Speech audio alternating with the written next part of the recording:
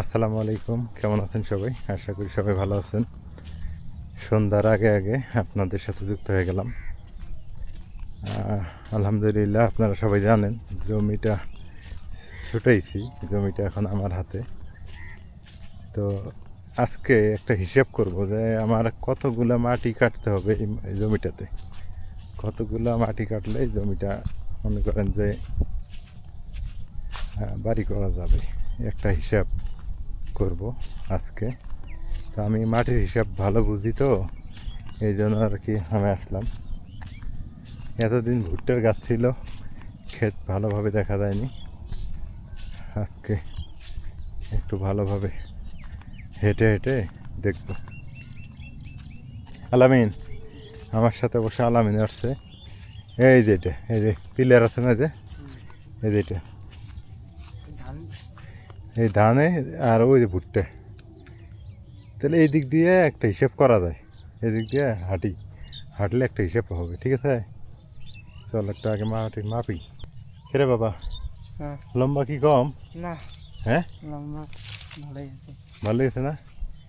আকাশ দেখেন 95। এখন এই যে এই পাঁচালটা মাপলে ওটা রাস্তার উপরে মাপলে হবো। হ্যাঁ, এটা 95 মনে রাখিস। হ্যাঁ, 95 মানে 2.5 ফিট করে 95 দেখুন কত হিসেব করিস, হিসেব করা লাগবে।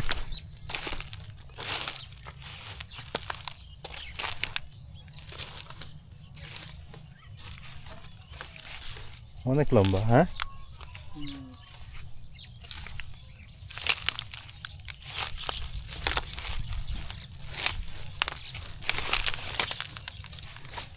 জঙ্গল দিয়ে ভরে গেছে, এই জঙ্গল দিয়ে ভরে গেছে, ওই দিক দিয়ে যাওয়া লাগবে। ভুট্টা গাছ টাছ দিয়ে অবস্থা খারাপ। এগুলো ধান কিন্তু আমি লাগাইনি এবার, এই ধানগুলো না ওই যাদের কাছে বন্ধক ছিল তারাই লাগাইছে। ধান কাটা হলেই ক্ষেত আমার মানে ফাঁকা হয়ে যাবে। ঠিক আছে, এবার ধান লাগাবো, আমিও ধান লাগাবো। এটা মানে ধানগুলো কেটে নিয়ে গেলে, ধানটা নর্মাল দেরিতে লাগাইছে, তামাক উঠে লাগাইছে, ধান বেরাইতেছে।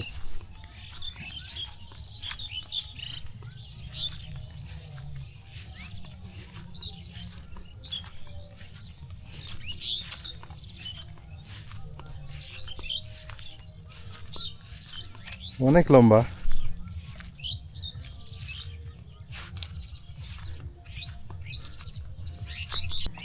এখানে পিলারও আছে, যে কারেন্টের পিলারও আছে, কারেন্টের আবেদন করতে হবে। আর আমি হিসেব করলাম, হিসেব করে দেখলাম বেশি মাটি লাগবে না। হ্যাঁ, মনে করেন যে 1 লাখ খানেক মাটি লাগবে। আর 1 লাখ মাটি কাটতে গেলে 1 লাখ, 1 লাখ টাকায় হবে না, 2-2.5 লাখ টাকা লাগবে মাটি কাটতে। আমার একটা হিসাব আছে, তো ওই হিসেবে আর কি হিসেব করলাম।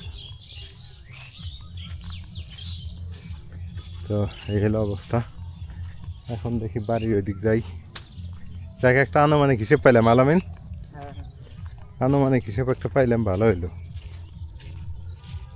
আলহামদুলিল্লাহ, একটা আনুমানিক হিসেব পাওয়া গেল।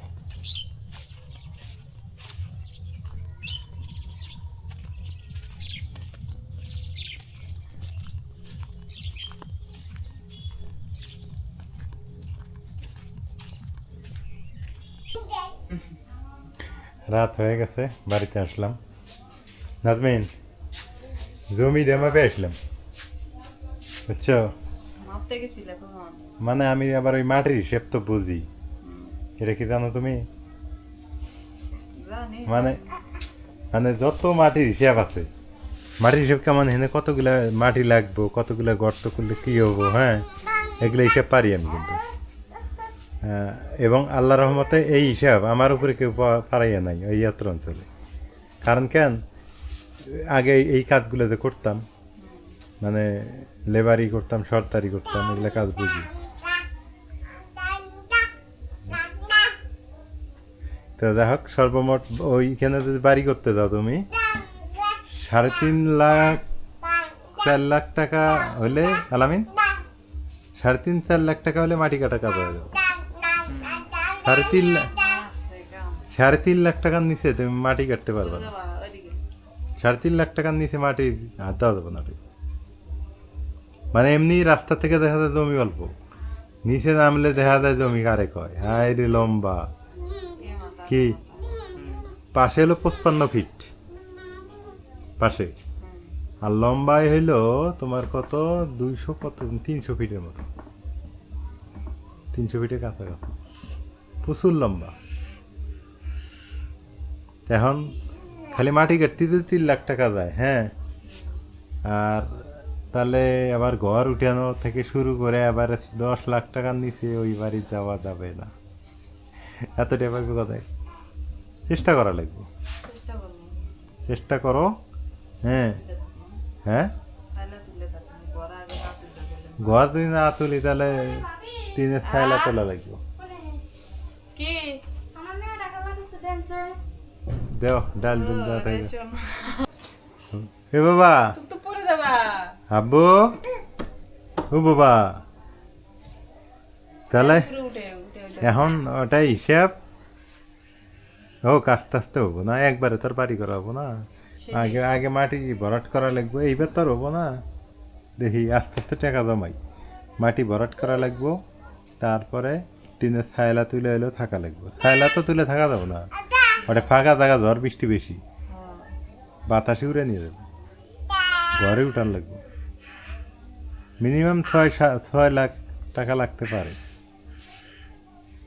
হোক ইনশাআল্লাহ আল্লাহ আছে আল্লাহ আছে না, হ্যাঁ আল্লাহ ভরসা। আবার ঋণও আছে 1 লাখ এদিক দিয়ে। আল্লাহ যদি এর মধ্যে নিয়ে যায় তখন কি হবে তা তো ঠিকই না, একটা তাই হিসেব দিলাম তোমার, পরে কবে যে হিসেব দিল না। আল্লাহ আর এই যে আর একটা সুখবর, যতই আর একটা সুখবর হলো এবার আশ্বিন কাতি মাসে আমরা যাওয়ার আগে রাস্তা পাকা হয়ে যাবে। আজাক আলহামদুলিল্লাহ আমরা যাওয়ার আগে রাস্তার কাজ শুরু। তুমি উঠো ওকে একসাথে করবো। আমাকে আবার হাত ধরা লাগে রাস্তা যখন নতুন রাস্তা দিয়ে দেন গাড়ি দিয়ে আমরা চালা মানে ইয়ে যাই, ওই দেয়া হয় এই জায়গায় কি দেখমু দুষ্ট দুষ্ট হয়ে যাইতেছে, খুশি এক হাটের উপরে উঠছে খুশিতে আটে না। আমি ছেড়ে দেই হাঁটা শিখছে থেকে খুব আনন্দ না। ছেড়ে দেই হ্যাঁ, এখন খাওয়ার কি সালাদ করো, শশা আনছি না, সালাদ করো আর আমাকে ডিম ভেজে দাও। এটা রাই অনেক দেখান লাগবো ওই দেওয়া না কেমন খেতে আলামিনের না দেখো আমার সালাদ করে দাও আর ডিম ভেজে দাও, খিদে লাগছে। ঘুমাইও না, ঘুমাইলে তো আমি এক মুড়ে বের পাই এমনই ঘুমায়, ওর খেলা। দেখো তো নাচতেছে। গোসল করা দিছো? না, আব্বু, বাবা, আলামি দেখছে না খুব। আইসো সামনে আইসো আইসো না, ওই খেলবো। হ্যাঁ খেলবো, ধরিস না, এই তোরা বোঝস না তো। ওই টু খেলবো, টু খেলবো। টু খেলবো, তোরা বুঝিস না, দেখ লুকোচুরি খেলায়। দান, ওটা কোন ভাষা? দাদা দান, দাদা দান। গান কয় দান দা দান দা দাং দাং দাং দাং করে গান। এখন একটু আবার ঠান্ডা পড়লো ভালোই। মা আবার বাড়িতে নেই, মা কই গেছে। সবাই ভালো থাকেন, আল্লাহ ভরসা, আল্লাহ যা করে। চেষ্টা করব বাড়িটা নিয়ে যাওয়ার জন্য, ওখানে কিন্তু টাকা পয়সার দরকার। হোক আস্তে আস্তে, আল্লাহ ম্যানেজ করাবে, সব ঠিক হয়ে যাবে ইনশাল্লাহ। রাত হয়ে গেছে তো, যারা এই যে বিড়াল, মানে কি বলবো আর, ঈদ আপনাদের ভালো কাটুক। আসলে আমি গতকালকে ভিডিও দিতে পারিনি, একটু সময় স্বল্পতার কারণে।